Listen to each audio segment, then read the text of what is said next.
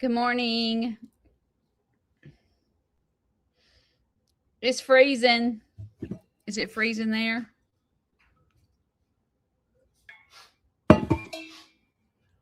It is. What did I say it was? I done forgot what. Let's see. It's 16 degrees here, and it's not getting above freezing today. So that's going to be fun. So excited.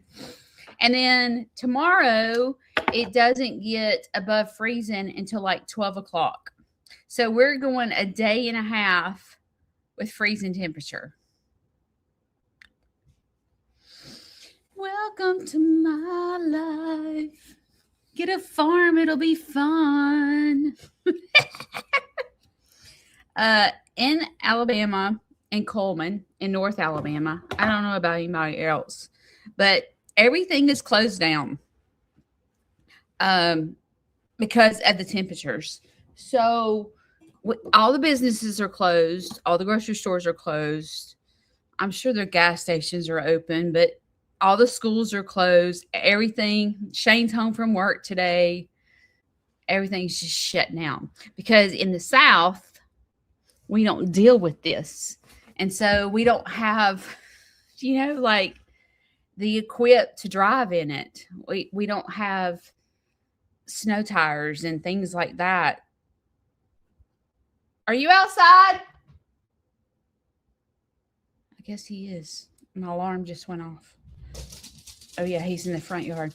But we don't have the equipment to drive in ice and snow. We don't know what to do. All we know to do is when the weatherman says, hey, it's fixed it's snow and ice, we all run to the grocery store and buy toilet paper, milk, and bread. I don't know why we do that, but we do. I guess we think, oh, we can fix peanut butter and jelly sandwiches, or we can have cereal. So everybody panics. And if you don't go immediately to the grocery store, you're not getting milk and bread. So like everybody panics. And so everything's shut down. But I will say that I've learned how to make my life easier. It's just taken me since 2019. So 6 years. But you can't use galvanized water troughs because they will freeze. You have to use like those Rubbermaid or whatever they're called, the black water troughs.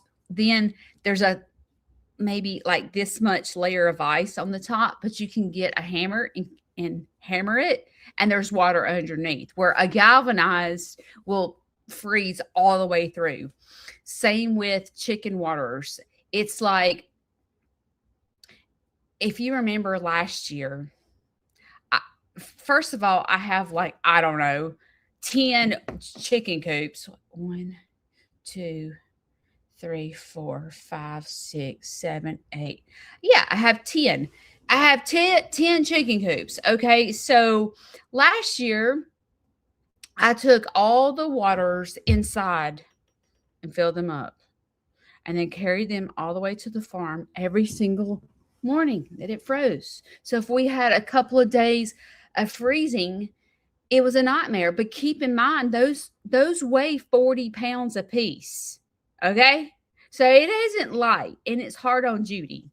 But I have learned, I don't even know where I learned this, but I have learned if you use, I think it's 3-gallon buckets, just the plastic 3-gallon buckets. If you go and fill those up and put them in the chicken coop, the chickens can drink out of them. My life has been, it has not been difficult, where the past couple of years have been awful, especially when Shane's not here and it's hunting season and I'm doing all this by myself. But now it's so much easier because all I have to do is fill the buckets up and go put them in the chicken coop, and it works, and they don't freeze. Why didn't someone tell me that beforehand? So I gotta say, when your farm is away from your house, like it's, I mean, it's still walking distance, but it takes a minute to get there. I can't just go outside and bam, there's a chicken coop. It's far away from my farm. So it's always been difficult.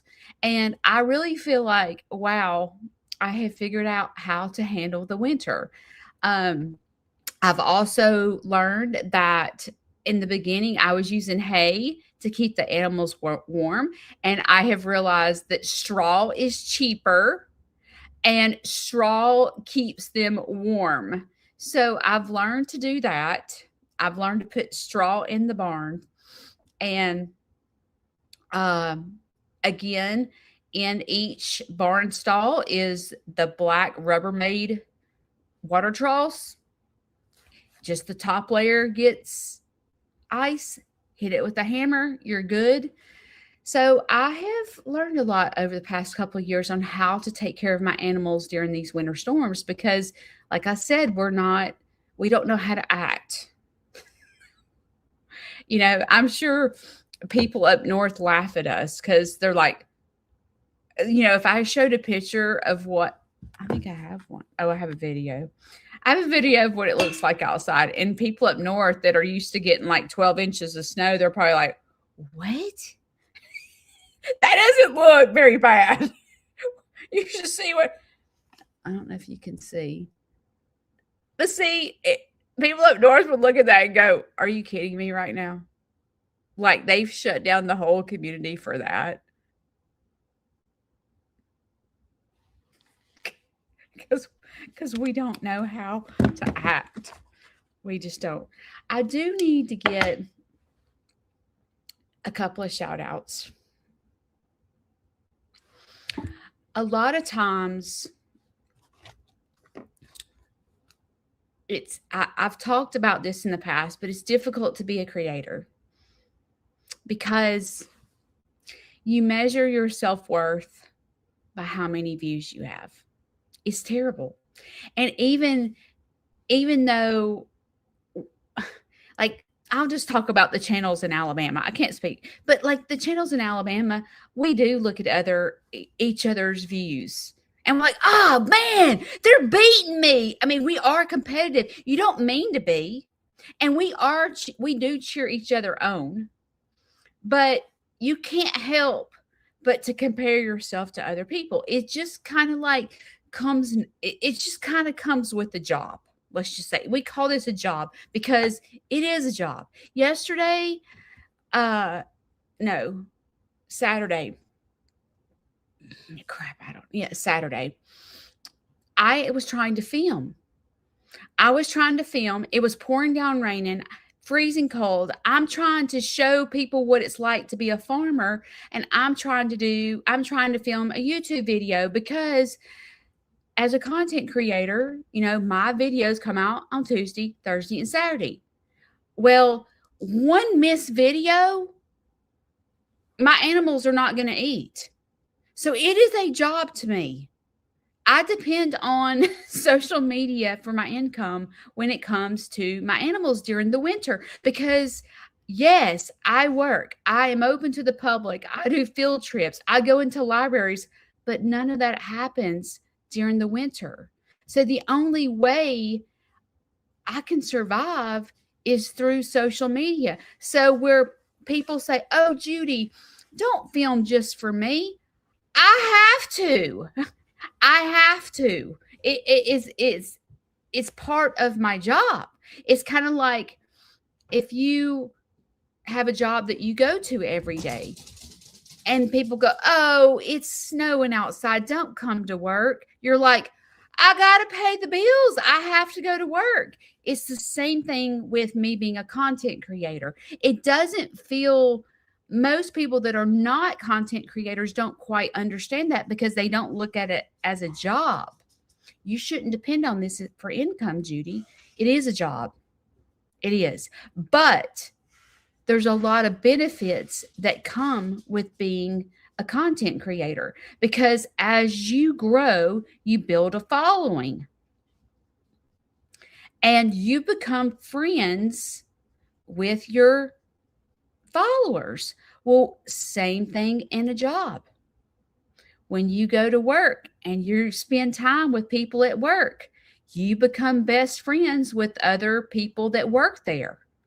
It's the same thing, and you might, give each other Christmas gifts, at Christmas, or hey, let's do a Christmas party, exchange, dirty Santa gifts. It's no different from going to a full-time job to being a content creator, but it's misunderstood because people go, oh, all she wants is money. People do that to you, but you have to understand that I have to show up and I have to put out videos in order to pay for feed for my farm. I do. So it is a job where people, oh, don't go out there and film in the freezing cold. Take care of yourself. I have to take care of animals. Like, God don't just drop, $1,300 down from the sky and say, hey, I got your animals. I don't go film in the cold. No, my job requires me to be outside and to work.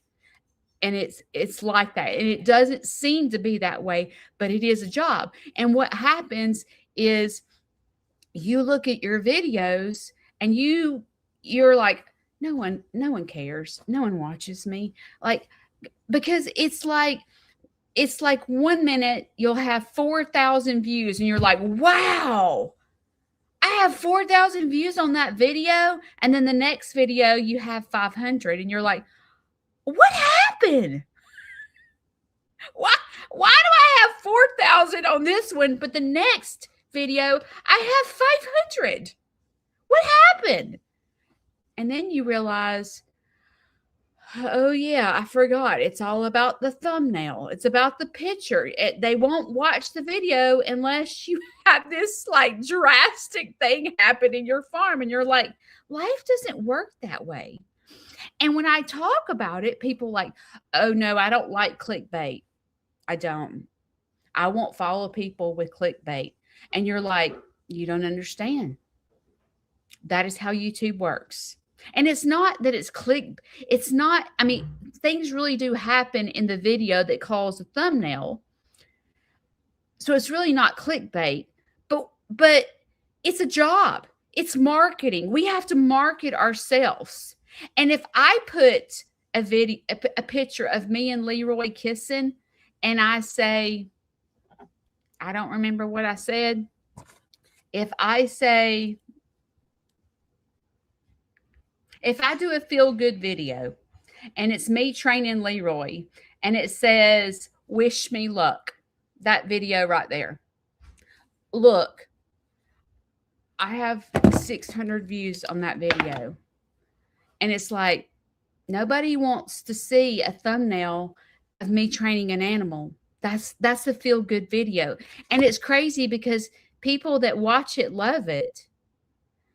But what YouTube wants you to do is have your right arm cut off. I lost my right arm. And then 10,000 people will watch you because you lost your right arm. But if you're just out there playing with the animals and teaching an animal a trick, you don't get views.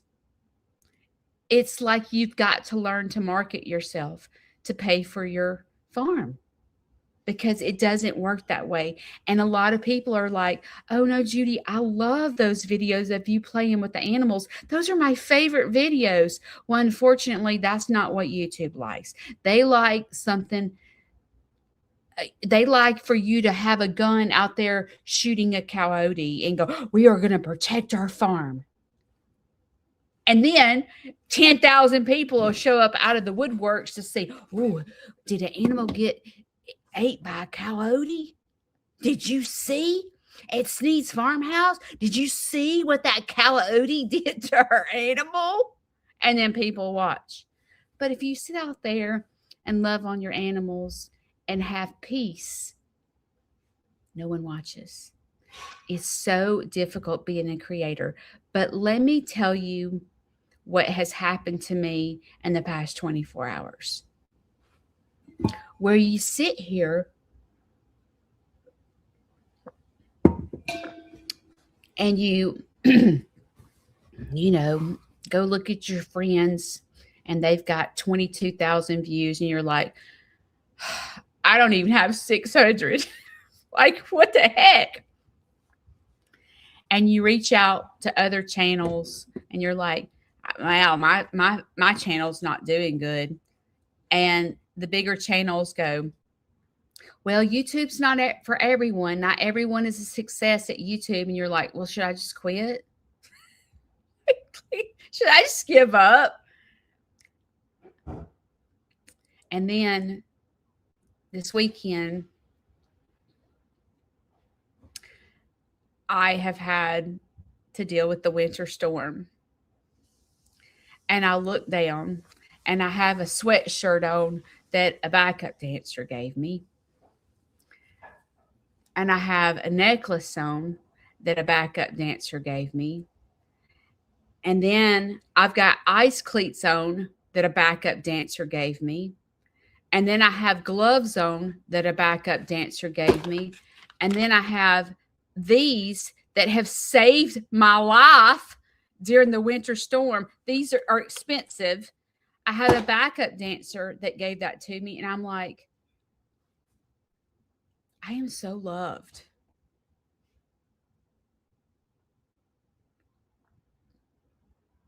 I am so loved. And it brings me to just humbleness. God humbles me all the time. And he's like, and it is a constant, it's like the devil and Jesus is on my shoulder. You ain't good enough. Look, you only have 600 views. And then God humbles me. And then it's like, oh, Judy, you might as well just give up. You suck at this job. And then God humbles me. It's like I'm so thankful as I go through this process with my job that God constantly humbles me. Thank you to all the backup dancers that have given to my farm, that have given to me, that have given to my family. I am so loved.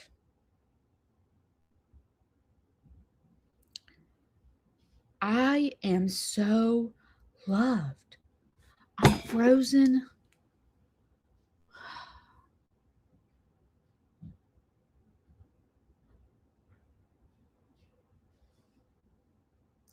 Am I frozen? Heidi says I'm frozen. I have a full Wi-Fi signal.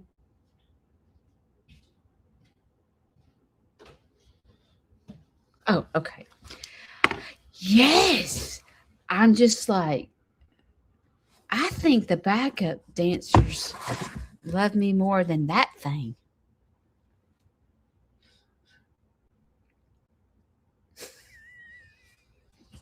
That bass right there. God, it humbles me all the time. And as I go through this process, see, I get teary eyed every time.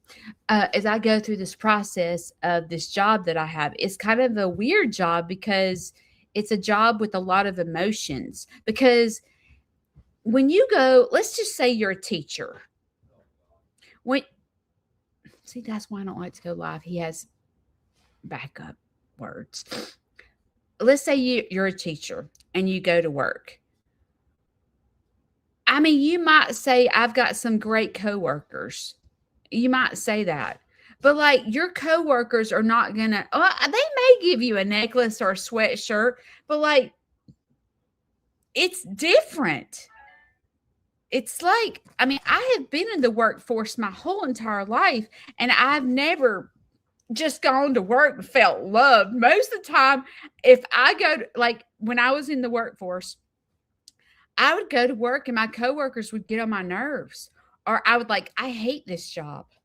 I hate it. Like that's how I would think, because when people were competitive, they were just like backstabbing. It was like not a good environment. This job, I feel loved all the time. And that's what keeps me going, is because I feel the connection that I have with y'all. As a matter of fact, there's this backup dancer. I'm not going to mention her by name, but she messaged me a while back, and she messaged me on my cell phone, and she said, "I don't want to bug you." And I do thank you for respecting me, because if everyone text messaged me, oh, my son's messaging me. Hang on. He's in Florence, which the weather is terrible. Everything's frozen. I do thank you for respecting my cell phone, because there is just one of me, right? But she was respectful, and she was like, "I don't want to message you all the time." And so I decided to message her first. And I said, "You're not bugging me when you message me. You're not bugging me." I said, "So I'm going to message you first, so you know that you are important to me." And then this week, I had someone email me. Long story short, Darlene Fisher and her husband, John, they emailed me, and I said, I need you to call me. And they're like, "You want me to call you?" Yes.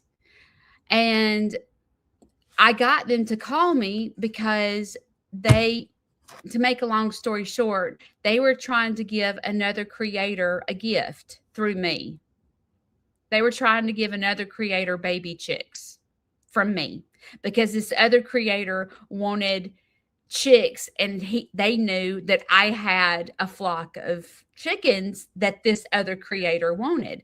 So they asked if they could buy this other creator baby chicks when I hatch them. And I said, sure. And so they sent money for this other creator, and the other creator did not want the chicks from me because they wanted hens, and I have straight runs, which means I don't know if they're hens or roosters. So they didn't want to deal with roosters. So they said, "Thank you, but we don't want them." And the couple had already given me the money. They were so excited to buy this other creator a gift. I felt in the middle, and they were like, "Judy, we watch your channel too, so we just want to donate that money." I was going to refund them when the other creator didn't want the chicks. I said, "I'm just going to refund you the money." And they were like, "No, we want you to keep it as a donation." I'm like, "I need you to call me." And it took them a minute to call me, because they were like, "I got to call her?" Yes, because I'm not the creator. I don't know.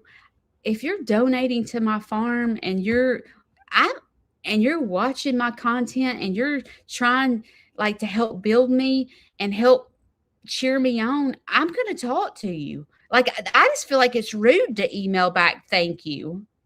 I wasn't brought up that way. I was brought up that if someone gives to you, you are respectful, and emailing to me is not respectful. That's just how, maybe I'm old school, but I need to talk to you on the telephone. I need to say thank you, and I need to tell you that I appreciate you. My brain doesn't work just emailing saying thank you. I just feel like that's not good. If somebody wants to give to me, I don't know. It's just, call me old school or whatever you want to call me, but I just feel like it's disrespectful to email personally. And I almost feel like it's disrespectful to send a letter in the mail thanking you. I want to talk to you. I want you to hear my voice, and I want you to know, thank you. First of all, thank you for being considerate of another creator. You just went out of your way to make another creator's day. You thought by ordering chicks from me, you were doing the right thing to this other creator. That was nice of you. You spent your hard-earned money to make another creator's day, and they, wanted to go another route. And then you're like, you want to donate the money to me? Are you serious? Like, that wasn't your intention. That was nice. So as I sit here, God has humbled me to keep going. A lot of times you feel like just giving up. You know how sometimes you're like, why do I do this job? Oh yeah, I forgot I got a power bill. I forgot I got to go to work. I have a power bill to pay. I do the same thing with YouTube. I'm like, when I have 600 views, I go, why am I doing this? It just took me 3 hours to edit this video and I'm making no money. Why am I doing this? And then I'm reminded, because you have people that need you. You have people that love you more than your family. They give you sweatshirts and necklaces and freeze things and ice cleats, things to keep you warm, gloves, like all these things. People love you. And it's not about a number. It's about what is your purpose. And although this is a job, there's a lot of purpose behind my channel. And you people that show up each and every time I put out a video, there's a bunch of you. And if I've said this before, but if I did if I put together a speech and 600 people showed up to hear what I had to say, would it be different? Yes. I feel like if I sat in an auditorium and 600 people came to hear what I'd say, I would be just like, wow, where do these people come from? 600 people are listening to what I had to say. And that's what happens. But we forget to humble ourselves with, oh my gosh, I just got 600 views on this video. Instead, we go, all I got is 600 views on this video. I just did this for no reason at all. That's what we do. It's like if you're in sales and you're like, I just spent all this time preparing this presentation, going into this. I used to sell to hospitals. I just spent 3 hours preparing this presentation, putting together a PowerPoint for this company. I have spent hours and hours and hours working with them to build a relationship, only to be told that they're not buying my product. Are you kidding me right now? Now I'm not going to get commission, and my kids are not getting Christmas. YouTube is just like that. It is a job, but it's also about building a community. And no, it's not. Yes, it is about, I do have to pay for my farm. But there's so much purpose in my channel. Because I will tell you that I am a firm believer. And even if I didn't make enough money on YouTube to pay for my feed, somehow God always provides. And sometimes when we get in panic going, oh my gosh, I didn't get that sale, somehow it always works out. I don't know. You know what I'm saying? Somehow it always works out. My life has always been like that. Somehow God provides for me. And it's about trust. With that being said, we're going to move on to something fun. I really don't know if I want to get ready because it's freezing cold outside, but I guess I will. All right. With all that being said, I was talking to a friend of mine. Hang on. I got to put on my rosacea medicine. I was talking to a friend of mine the other day. I can't even remember what we were talking about. What were we talking about? Why did she say that?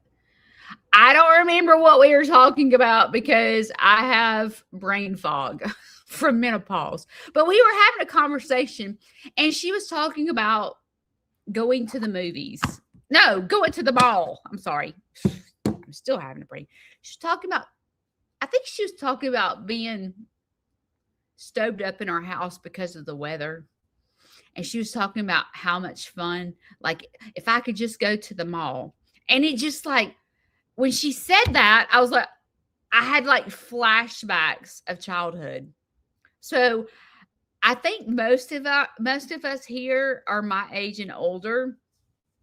And so let's talk about back in the day when we used to go to the mall. Okay.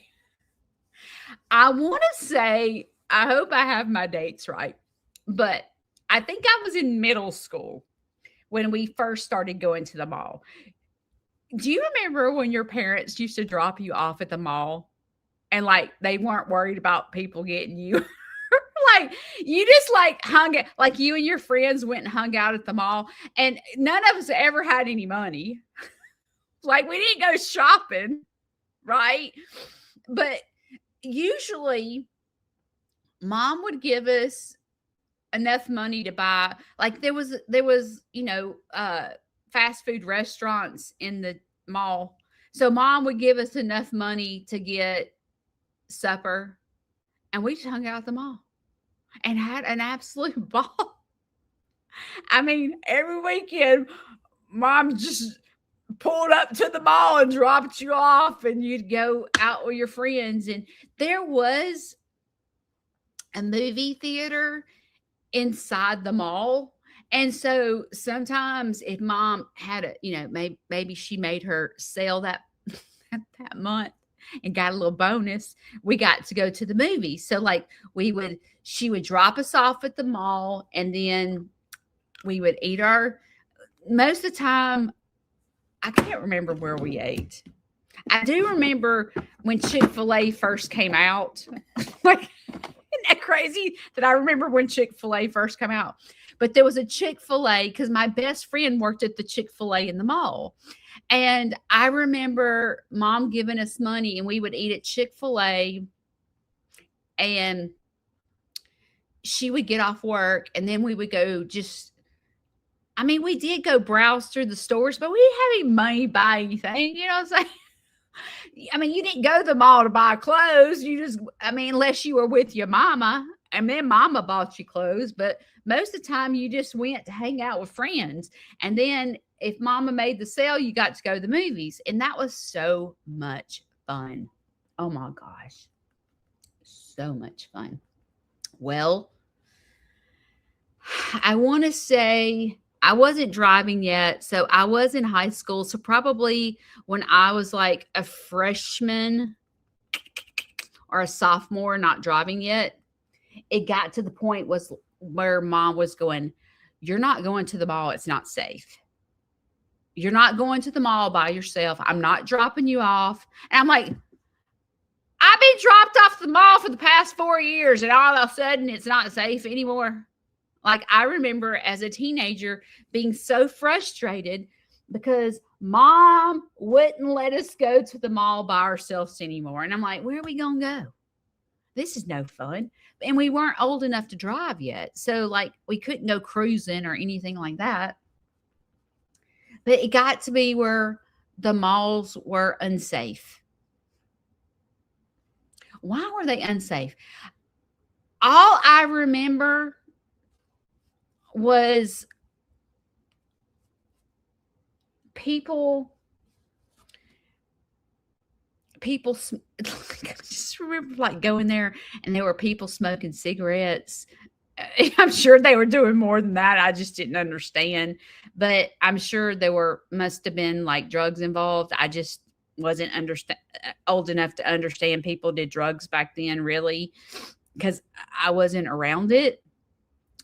But it got to the point where no one went to the mall but the bad people. And it got to the point where I remember me and my mom were scared to go to the mall by ourselves because the mall was a bad place. Like bad people hung out there. And like you started hearing, you know, news stories on the TV about people that got injured and, you know, like, oh my gosh, someone got abducted at the mall. And like it just started getting to be where it was a really bad place to hang out. So no one went to the mall. And I'm trying to think where we shopped. Because at this point, when I was a freshman and sophomore, we weren't shopping online. So where did we go get our clothes if we didn't go to the mall? And at this point, I remember when the first Walmart came out. Do y'all? We're so old, y'all. So I remember when the first the super Walmart came out. And at this point, and you know, there was a Kmart. Kmart was out before Walmart. And if mom took us to Kmart to shop, y'all, I remember being in the floorboard going, Mom, get out of the parking lot. Get out of the parking lot. Because I didn't want anybody to see that we were at Kmart. Because if you went to Kmart, you were broke. Like this was, you know, you don't buy clothes at Kmart. And I remember, I think I've said this before, but I remember this one day. I needed a strapless bra. I think I was in a pageant or something, and I needed a strapless bra. And my mom said, "Come on, we're going to Kmart to get a." We are not going to Kmart to get a strapless bra, Mom. And I remember I was in the floorboard because I didn't want anybody to see that I was in the Kmart parking lot, right? And Mom was like, "Get out of the floor." Judy, get out of the floorboard. We are going into this Kmart and buying you a strapless bra. It's not like we're buying blue jeans. Get out. And I'm like, oh, dear Jesus, please do not let anybody see me in this Kmart because they're going to make fun of me. Please. That is how. So where did we shop? If we didn't shop for clothes at Walmart and Kmart, and we didn't go to the mall, where did we get our clothes? Maybe we're still going into the mall. Just we went into the mall scared to death.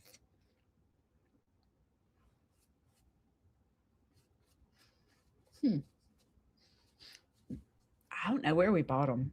But when the Walmart Super Center came out, you know, it was the first time there was a grocery store and a clothing store and where you can get everything. And we were all like, you can get clothes at the grocery store? Are you kidding me right now?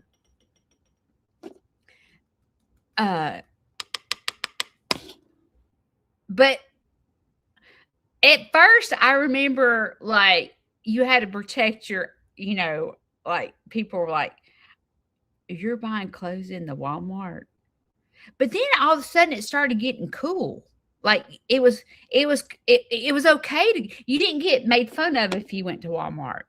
Like it was okay. And then it's like all of a sudden people are shopping at the thrift stores. You wouldn't be caught dead in a thrift store. Back when I was in middle school, you didn't even go into Kmart or, you know, well, there wasn't a Walmart. You Bargain Town. That's where what we had. TG&Y. Is that it? They did carry clothes, but you did not buy no TG&Y blue jeans. Okay. If you went to school with TG&Y blue jeans on, you so were made fun of. Okay. Like that's just something you did not do. But when people started going, they started thinking it was cool to go shop at the thrift store because you could get name brands at the thrift store. And so that started becoming cool for the first time. And that remains cool to this day. I mean, if you find you a good thrift store find, you're bragging on it. Look what I found at the thrift store. Hang on just a second.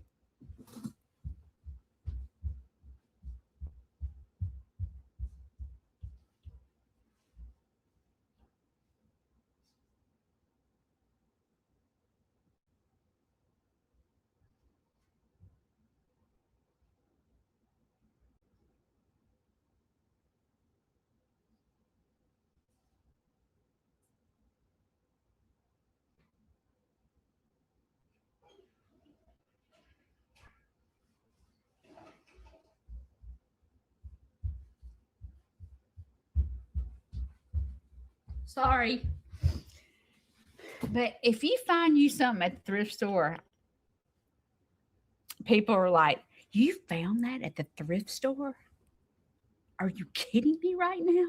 So then next thing you know, you're like, Susie found this $500 jacket at the thrift store. And then all of a sudden you and your friends are going to the thrift store. But it's cool to go to the thrift store nowadays.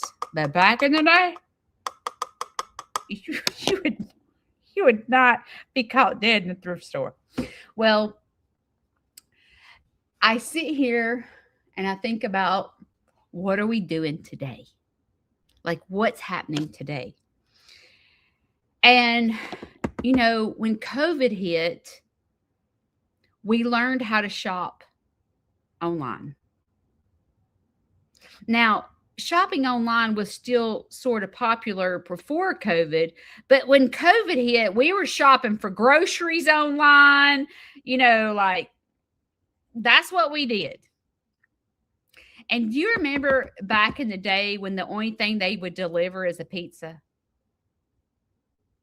Like that's the only thing that was delivered.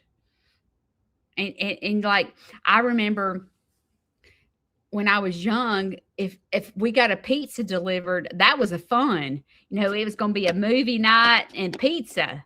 Like, but nowadays, you know, they'll deliver anything to your door, your groceries to the door. So I feel like when COVID hit, this is going to be about mental health, so just bear with me. But when COVID hit, it's like none of us left the house. So then we learned how to order groceries online. We learned how to order our like everything online because I mean, it wasn't safe to go in the public because you will get COVID. And so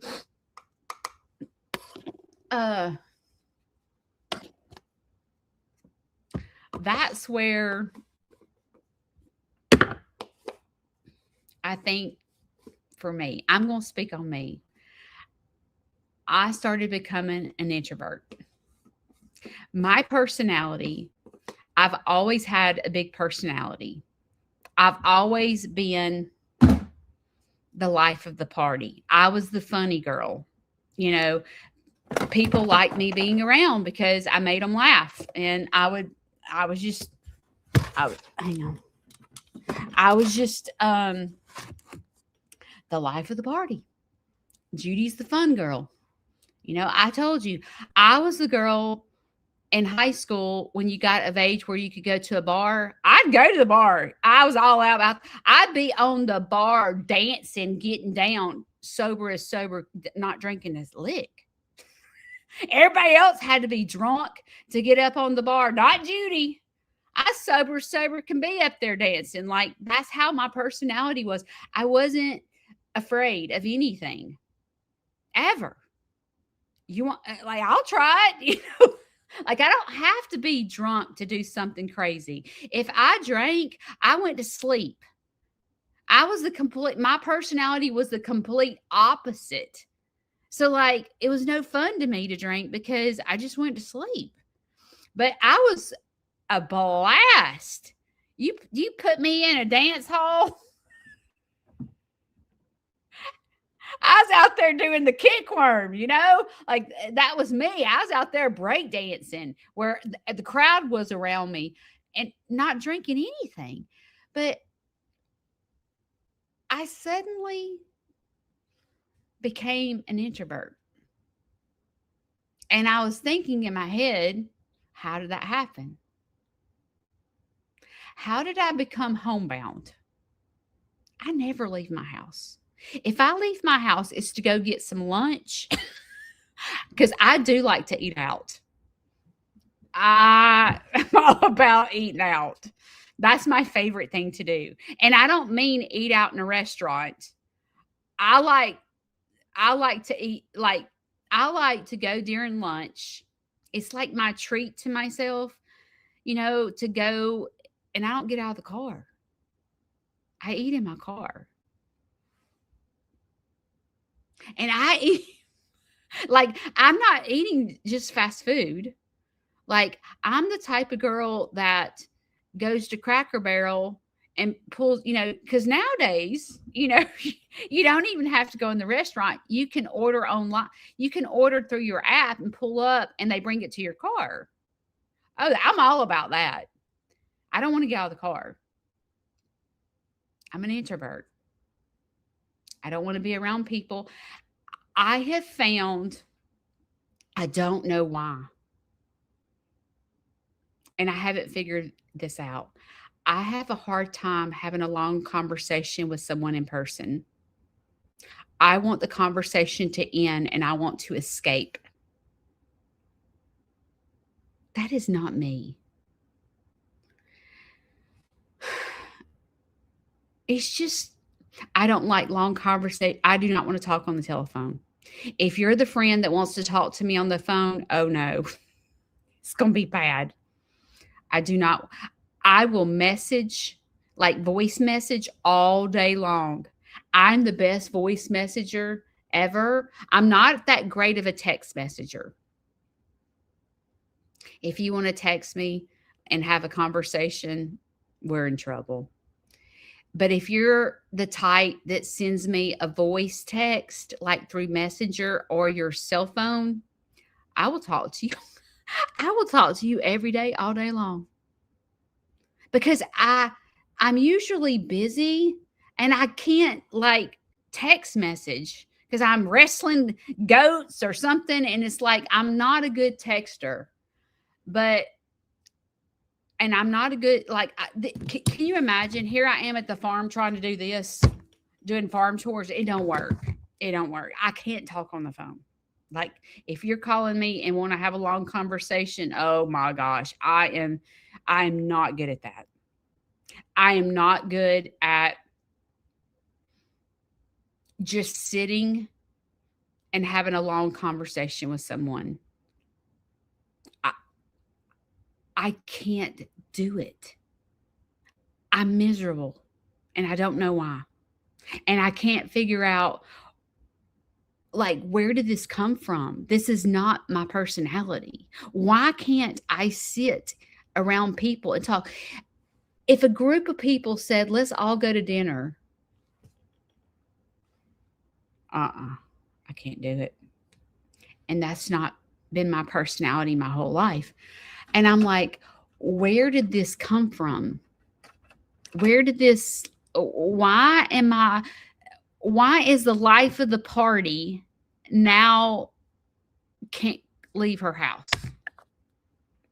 And it's not that I can't leave my house. I don't want to leave my house.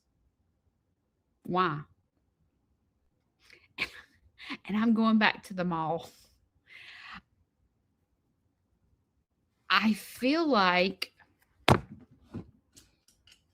this online shopping has got me janked up.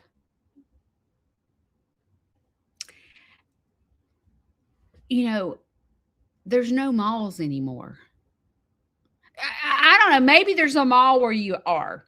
But like, you know how like back in the day, I remember like I worked at Hallmark.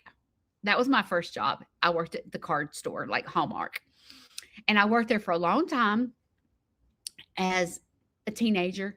And I remember when I'd have to go to work, there would be elderly people walking the mall.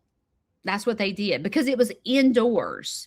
And so there was like there were groups of elderly people and they walked the mall for exercise before the crowd got there.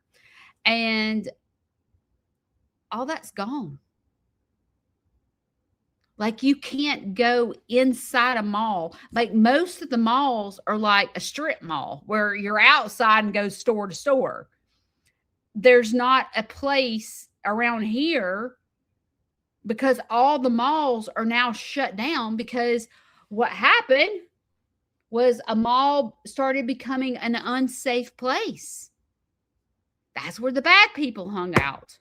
And I remember when it was beginning to get bad, you know, and it's like, I can't imagine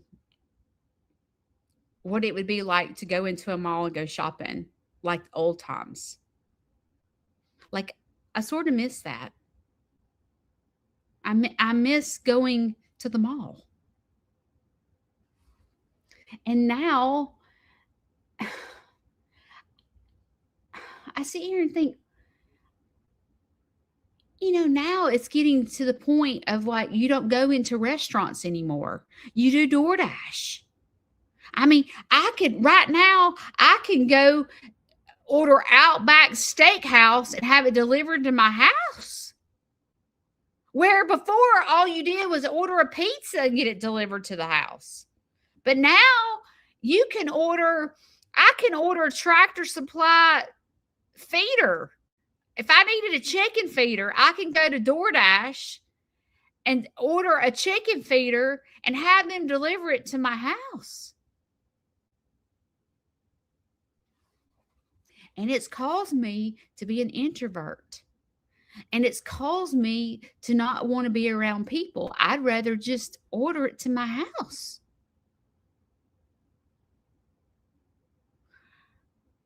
And I'm thinking, how does this affect my mental health? Not having a mall, how has this affected my mental health? The last time I went shopping was with y'all. When I went live and I went in that store and I had they gave me a coupon and I got, I don't know, a shirt for $5 and I walked into the store and I feel like this is what I felt like. I remember it. I remember walking, there was just clothes everywhere. Where before, when there was a mall, I would love to go shop and go in the malls and look at the new clothes and everything was so cute. Now, when I go into a store, that particular day, I walked in there and I felt overwhelmed because there were clothes everywhere and nothing looks cute to me. Nothing. I walk in that store and I'm like trying to find, because I had this coupon to buy something and I'm like, nothing. I can't find anything. And it's like, this store is huge. There are clothes, shoes, clothes, accessories. Surely I can find something in that store that I like. But I remember that day going, there is nothing in this store that I would put on my body. And I'm like, am I out of style? Or are these am I getting older? Like, what is wrong with my mental health? Why can't I walk in a store and find something to buy? And then it's like this. You remember back in the day when you went to the mall, you would love to try on outfits. You'd love to try on clothes.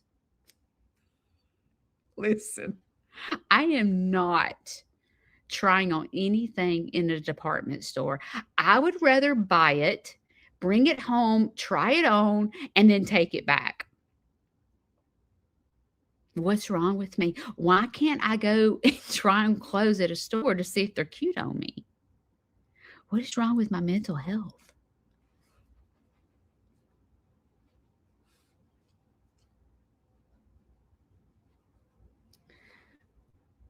I just realized that not having a mall has not been good for me.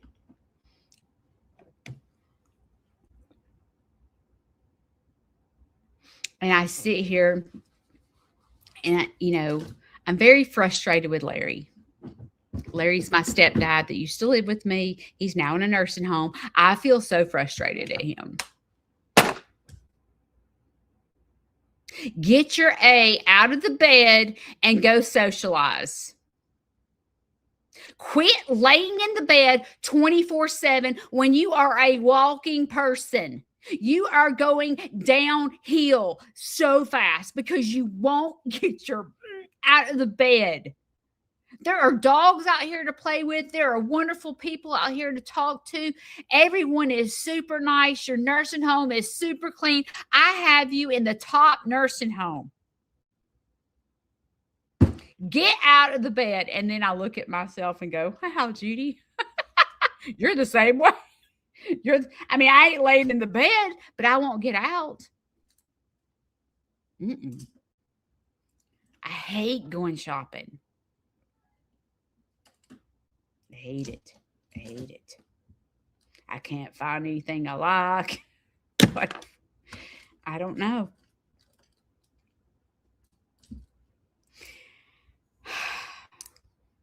And I think, how are you going to keep from being Larry?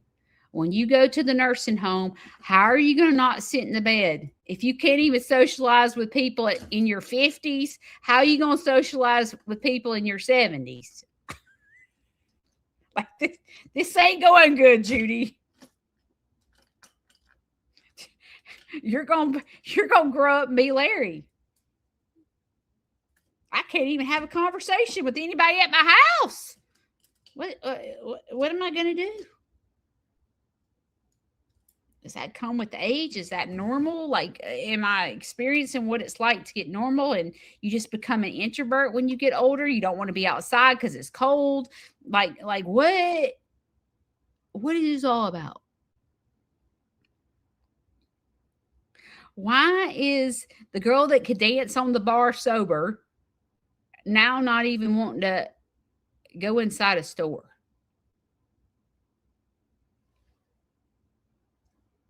I wished I knew the answer to tell y'all, but I'm not sure. Okay, first of all, when you get like this, you're like, well, I'm not hurting anybody, why does anybody care if I leave the house? I don't want to do that. So why does anybody care? But it's not good for your mental health. It is not good for your mental health, because what's going to happen now that you're not going into the mall anymore,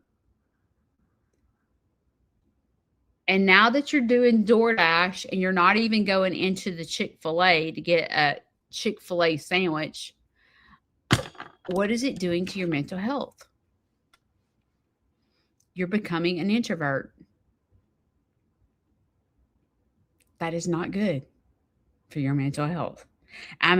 Being alone is good sometimes.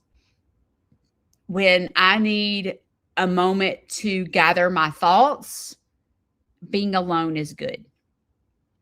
But being alone all the time, like I am, is not good for your mental health.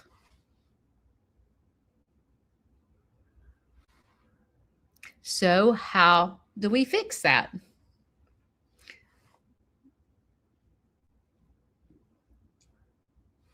It's like, I remember in DBT, which I talk about a lot, there is this tool that you put in your pocket, and it's called Do the Opposite. I don't talk about that tool a lot because I don't like it. I like pause. I like those tools, but I don't like the tool do the opposite. And sometimes when you're stuck in a rut,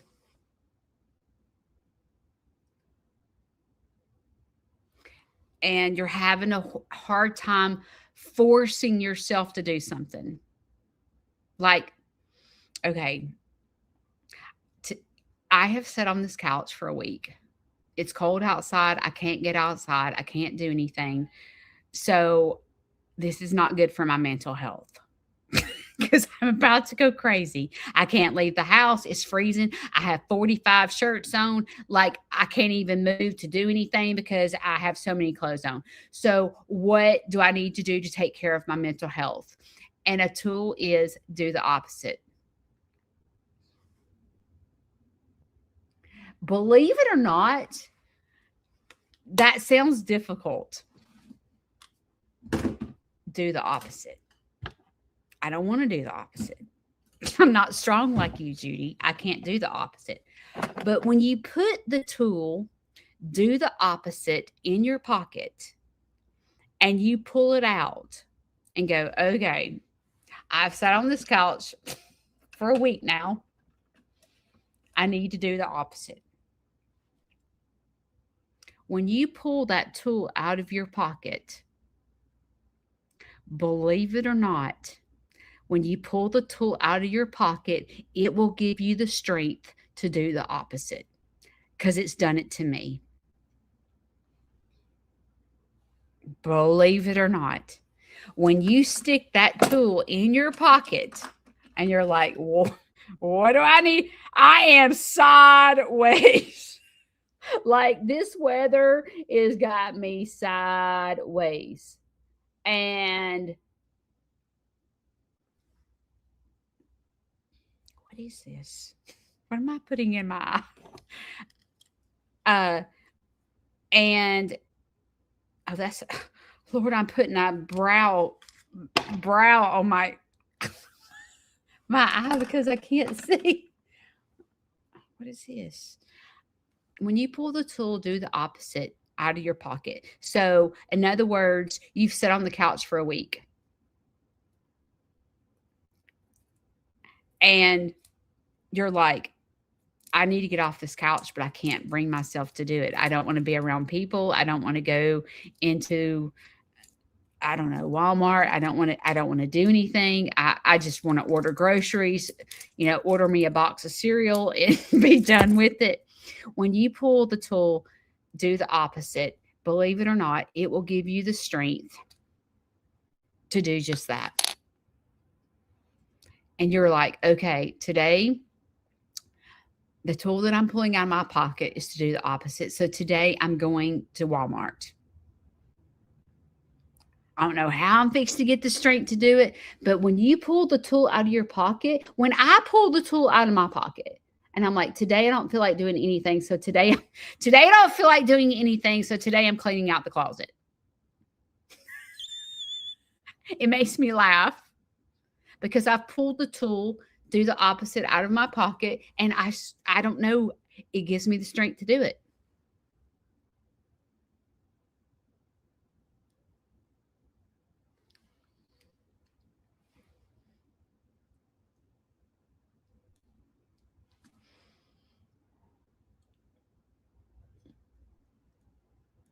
When you name your tools in your pocket, it's like it brings you to another level. And if you don't have tools in your pocket, what I'm saying to you is probably not making sense. But as you start collecting tools in your pocket to deal with your mental health, you're going to start understanding. Like the word pause. Pause.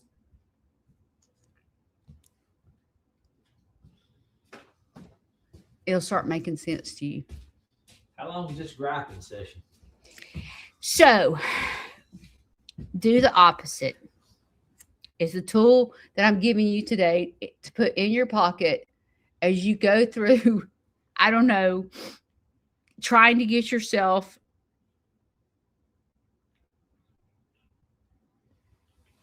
to clean your mental health up.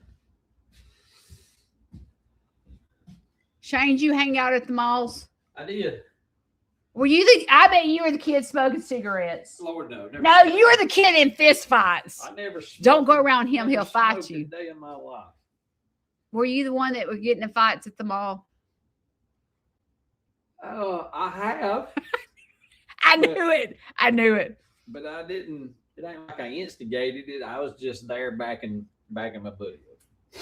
You're blurry because I don't know how to get this thing off Well, my. that's good. Well, I don't know how to get it off my. It's called fingerprints. Keep your greasy fingers off the camera. What did you do at the malls? I bet. Oh, I know.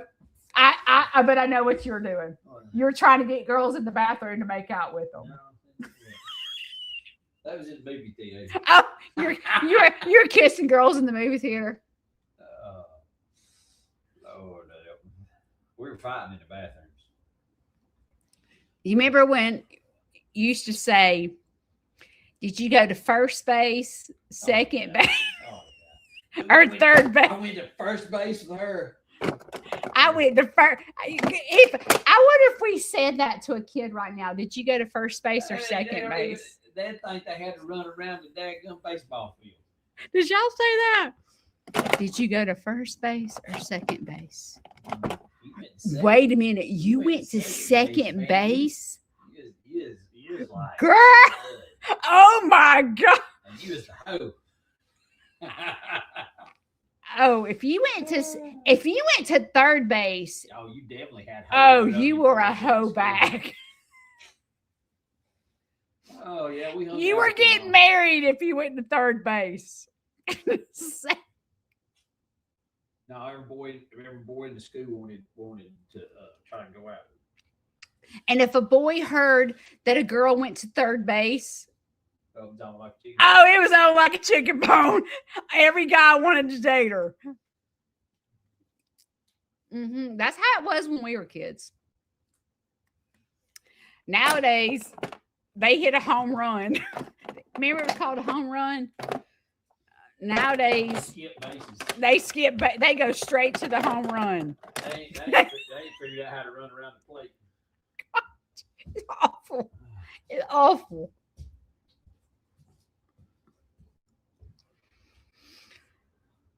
Nowadays, I mean, it's so strange. I know it's getting time to go, but like back when I was a girl, like we couldn't wait to get married and get married, buy a house, have kids. Like I couldn't wait to get his last name. Like I could not wait. Nowadays they don't get married. I mean, they go straight from dating to buying a house together, and I mean, it's confusing to us. We're like, you're fixing to buy a house with somebody that you're not married to? Are you kidding me right now? It's backwards. I mean, when I tell you that me and Shane are having to stay at 1225, We stay at 1225 County Road. we don't understand. We don't.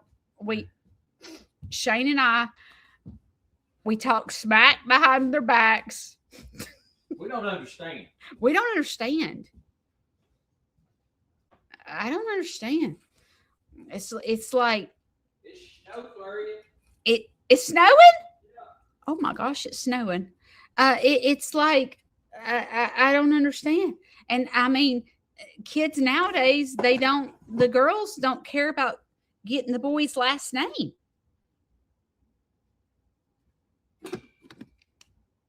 I don't understand.